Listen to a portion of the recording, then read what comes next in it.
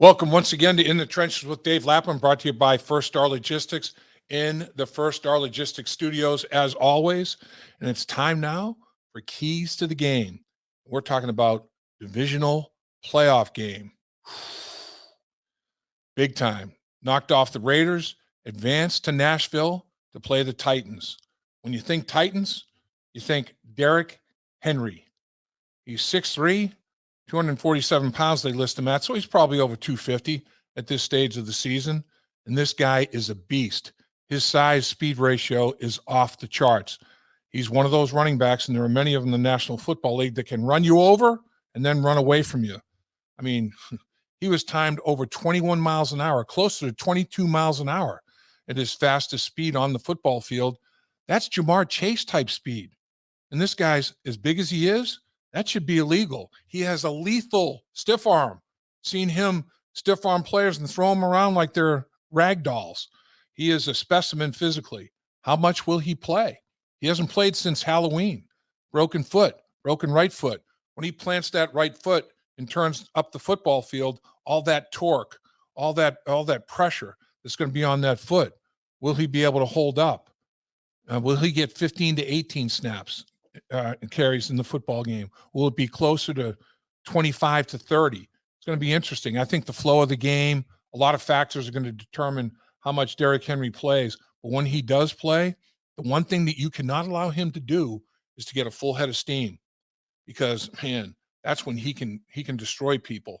You got to make him stop his feet, make him make his first cut before the line of scrimmage or right at the line of scrimmage. And if he gets into the linebacker level and beyond, running full speed, he can do some serious damage. Make him, when he gets those shoulder pads square to the line of scrimmage, north and south, a load. Make him go east and west. Make him run east and west. Don't allow him to go north and south. Make him run toward the sideline. Make him turn his pads to the sideline. When he is running straight downhill with his pads squared up, when he's running east and west toward the sideline with his pads facing the sideline, a lot less damage. Another thing that the Titans do so well on first and second down, they have a very effective screen game. I'd screen pass the football to Derrick Henry. You kidding me? He can catch the ball, first of all, out of the backfield, and then you have him in space against defensive backs. The dude, like I said, is about 250. That's a size mismatch. So on first and second down, be aware of their screen game. It's a pretty good screen game, and don't fall asleep on Dante Foreman. This guy is a 230-pounder himself. Dontrell Hilliard. It's a three-headed monster at that running back position. That's the key first and foremost, is to handle their running game. I'm not saying you're going to be able to stop it, but you're going to have to control it. And statistically, they're fifth in the National Football League running the ball, over 141 yards a game, and they're more toward the middle of the pack, 14th, averaging 4.4 yards per rush. The other side of it, a Mike Vrabel coach team, is they stop the run. So the Bengals are going to have to get their genetic phenomenon going, get Joe Mixon going. Joe Mixon can punish defensive players just like Derrick Henry can. When Joe Mixon gets those shoulder pads squared up north and south and lowers those pads, Joe Mixon can run you over and run away from you as well. And it's going to be a challenge to get him in some space and let him do his thing. Screen the ball to Joe Mixon as well. Really good screen guy. Get him out in space against smaller people. Everything I just talked about with Derrick Henry, do it for Joe Mixon as well. And let Joe Mixon's numbers compare to Derrick Henry and the entire running game of the Titans. I think is going to be a big factor. The Titans hold the opponent to 84.6 yards per game rushing, second best in the NFL. They only allow 3.9 yards per rush, fourth best in the NFL. So the running game, that's what Mike Vrabel's all about. He wants to run the football down your throat, and he wants to control and contain your running game. The Bengals are going to have to control the running game of the Titans and get theirs going a little bit. There's multiple ways to look at it. I think this is going to be a study. In contrast, I think that the Tennessee Titans are going to run the football to set up their passing game. The Bengals may throw the football to set up their running game. It may be just the opposite. The Tennessee Titans will that once they get that running game going, they'll do play action pass, they'll do bootlegs, they'll do naked bootlegs. I mean, they have a very mobile quarterback, Ryan Tannehill. Ryan Tannehill has rushed for 7 touchdowns 2 years in a row. This year, 7 rushing touchdowns, tied for 14th in the NFL. He's rushed for 270 yards, averaging almost 5 yards a carry. He's 7 for 8 on 3rd and 1. So he converts on the quarterback sneaks. I mean, this guy can beat you with his feet and can beat you with his throwing arm. At Texas A&M, his freshman year, he played wide receiver at an all-conference level. This is an athlete. Ran great routes, caught the football well. Did the first game that he played at wide receiver, covering college football, the Big 12 for Fox, and he's very effective. And, you think about how many quarterbacks in the NFL played, wide receivers in the NFL, I should say, played the quarterback position before transferring or transposing themselves to wide receiver. Happens at the collegiate level, happens in high school. Well, they have an advantage because they see the field through a quarterback's eyes running routes. How about a quarterback that has played wide receiver? Same thing. He sees the field through a wide receiver's eyes. And there's not many of those. Not many of those guys went from wide receiver to the quarterback position and are now playing in the National Football League. So Ryan Tannehill gives you a little bit different perspective there. I think it's going to be very, very interesting. And both of these quarterbacks, Joe Burrow and Ryan Tannehill, can extend plays. So you have to stay in your rush lanes. You have to, contain Ryan Tannehill. Don't let him get out in space and extend and create plays and try to make big plays that way. I think this game is going to be all about rhythm for players and rhythm for play callers. In last week's football game against the Raiders, Zac Taylor was bemoaning the fact that he never got in a good rhythm calling plays in the red zone. That's why the Bengals only scored 2 touchdowns and 5 red zone opportunities. He felt like he never put them in the best position to succeed. So I think whatever coaching staff gets in the rhythm faster in this football game to get their players off and running is going to get a leg up. And I think taking advantage of a fast start, an early score. The Bengals don't want to fall behind the Tennessee Titans by 2 scores, by 10 or 14 points, because they'll just put you in the meat grinder. And then you're going to have to throw the ball almost every down. You don't have any choice at that point. You're playing right into their hands. So getting off to a good start, scoring early, not falling behind by multiple scores, that's all going to be a big factor. 3rd down is going to be a monumental factor as well. The Titans convert 43.5%, 8th best in the NFL. Defensively, they only allow 36.7%, 6th best in the NFL. So what they do is they convert on 3rd down, extend drives. They don't let you convert on 3rd down, and they get the ball back for their offense. They're number 2 in the NFL in time of possession, 32 minutes and 40 seconds a game. Green Bay has them by 3 seconds, 32 minutes and 43 seconds per game. So they want to control the clock, and 3rd down is a big way to do that. They stay out of 3rd and long. They try to put you in 3rd and long, and 3rd and long is the down where they'll mix man coverage and give you multiple looks in cover 2. They'll play cover 1 man, then they'll also play a little cover 2, and they'll give you different looks in that cover 2 and disguise things. They're not a heavy pressure team, but on 3rd and long, that's when Mike Vrabel and company comes up with some exotic looks and some different things from pressure package standpoint, a little more unorthodox. They challenge you a little bit more mentally and physically.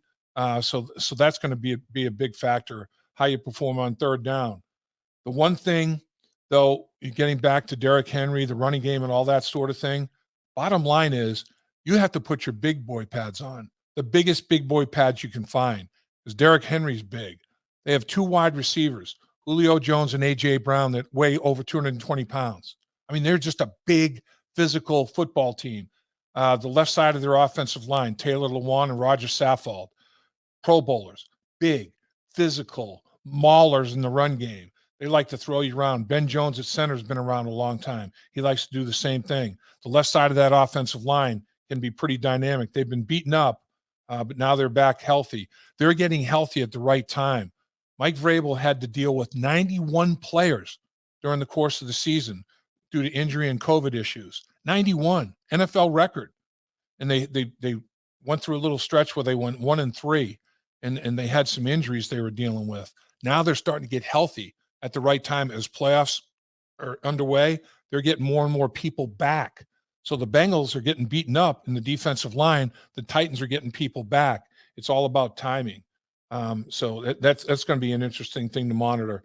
And we talk about the injuries up front for the Bengals in the defensive line, not having Larry Ogunjobi. That's going to be a major blow. DJ Reader and BJ Hill took a ton of snaps last week. How many snaps will Josh Tupou be able to take, if any? Tyler Shelvin, will he step up and do his thing in the interior of the defensive line? Zach Kerr, who they just picked up, how many snaps can they get out of him? How effective will he be? How quickly will he pick up terminology? He's played a lot of snaps in the National Football League. He just has to get the terminology right when he hears a call. Oh, yeah, that means what this was, when I was with the Arizona Cardinals, my most recent football team. But he's been with a few football teams. I think he's going to play and probably be able to function pretty darn well. So all of those things are key. But this is going to come down to turnovers. I mean, it's all about turnovers. Once you get into the playoffs, possessions are playoff gold. They're currency, and you don't want to give any away. You want to get more than the Tennessee Titans get. Over a 4-game stretch, when the Titans went 1-3 in their 3 losses, they went minus 13 in the turnover department. Minus 13. They had 13 giveaways, no takeaways. They were minus 5 in a loss at home against the Houston Texans, 22-13. They were minus 4 in a blowout loss at New England, 36-13. They were minus 4 in a loss to Pittsburgh, in Pittsburgh. They outgained the Steelers running the football. Steelers rushed for 35 yards. They rushed for 201, and they lost 19-13 because they were minus 4. So turnovers are going to be massive in this football game. The Bengals are 7-2 when they're plus, 3-0 when it's even, 1-5 when it's negative turnover ratio. Tennessee is 6-1 when they're plus, 0-1 when it's even, 2-4 when it's negative turnover ratio. So the Tennessee Titans, this football team it's going to, when you look at it at the quarterback position again, Tannehill, 14 interceptions. He fumbled the ball 10 times, lost 4 of them. He had 18 turnovers at the quarterback position. He's vulnerable in the pocket. Trey Hendrickson, he's had sack strips multiple times this year. Can he do it again against Tannehill? Can Sam Hubbard do it from the other side? He's vulnerable in that area. You have to take advantage of it. In the red zone, last week's playoff game, the Bengals went 2 for 5 in the red zone. Well, the Raiders went 1 for 5. They did a better job in the red zone. And the Bengals offense has to rebound a little bit. Tennessee was 5th in the NFL offensively in the red zone, 7th in the NFL defensively in the red zone in terms of red zone touchdown. So that's going to be a big factor. When you get in the red zone, you have to score 7. Don't settle for 3. That's going to be a factor. Here's the key stat. 3 teams have run the football more than they've thrown it. Philadelphia, Tennessee, and New Orleans. 4 teams have run for more touchdowns than thrown for touchdown passes. Philadelphia, Tennessee, Jacksonville, Carolina. It's just 2 teams that have run the ball for more yards than they've thrown it and rushed for more touchdowns than they've had touchdown passes. That's Philadelphia and Tennessee. Those 2 teams made the playoffs. Philadelphia just got knocked out. Tennessee's still alive. But that's interesting. The Tennessee Titans want to beat you up and run the football down your throat if they possibly can. They have 23 rushing touchdowns, 3rd most in the National Football League. That's what they're all about. That's what they want to do. And here's maybe in my mind one of the biggest keys, if not the biggest key. Play to win. Don't play not to lose. You want to apply the pressure. You don't want to feel the pressure. And if you've got gadget, gimmick plays that you feel good about for the Cincinnati Bengals, empty the bucket. Run them all. Throw caution to win. Don't leave anything in your pocket. You got to win this football game at all costs. And finally, like we talked about in the past, we talked about earlier podcasts this week, the playoffs are all about the coaches making the same things look different and different things look the same. You're not going to change who you are, but you can give it different looks and create some uncertainty. Make the opposition not trust their eyes, not trust what they're seeing. That's the key to winning and losing in the playoffs. So we covered a lot. And really, the other thing that I should have mentioned, protection. Who's going to protect their quarterback? Who's going to pressure the opposition quarterback? The Bengals have given up 55 sacks, 30th in the league. Tennessee's given up 33. Tennessee's given up 47 sacks. That's 24th in the National Football League. Tennessee has 43 sacks. That's 8th most in the NFL. The Bengals have 42. That's tied for 9th most in the NFL. So they're very similar in how they've pressured the quarterback and how they've, not protected their quarterback very well. Tennessee Titans have 3 rushers that have over 8.5 sacks. Landry has 12, 10th best in the NFL. Autry has 9, and Simmons, the big tackle inside, has 8.5. Hendrickson has 14, and 15 now counting the first game in the playoffs. 14 was 5th best in the NFL. Hubbard had 7.5 in the regular season, had 1 in the playoffs, 8.5 sacks. So which defensive ends, which pressure packages are going to be able to control the football game? The only way that you get to do it, though, you have to control the run and earn the right to rush the passer. In my opinion, third down, you have to avoid 3rd and long like we talked about earlier. But the Bengals, if they can avoid 3rd down, if Cincinnati can be effective on 1st and 2nd down and maybe only face 7 3rd down conversion opportunities during the course of the game, that would be phenomenal. If they're faced 15 or more, tough duty, particularly if they're 3rd and long, then you're in trouble.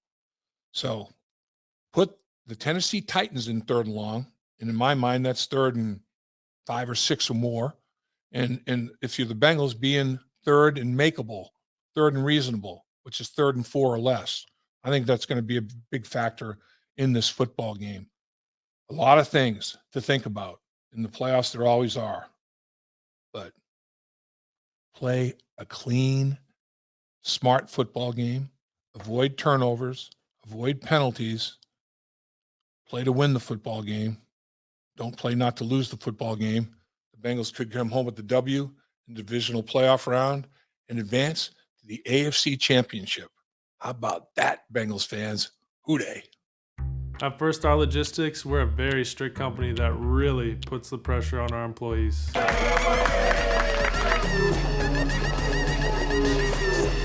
Brakes? What are those? That's what I'm talking about, Icky. Get the body right, then the mind's right. You know, gotta get that body right. That's right. Yes, sir. Become a star with a chance to earn the highest commission percentages in the industry as a freight broker agent. Check out FirstStarLogistics.com.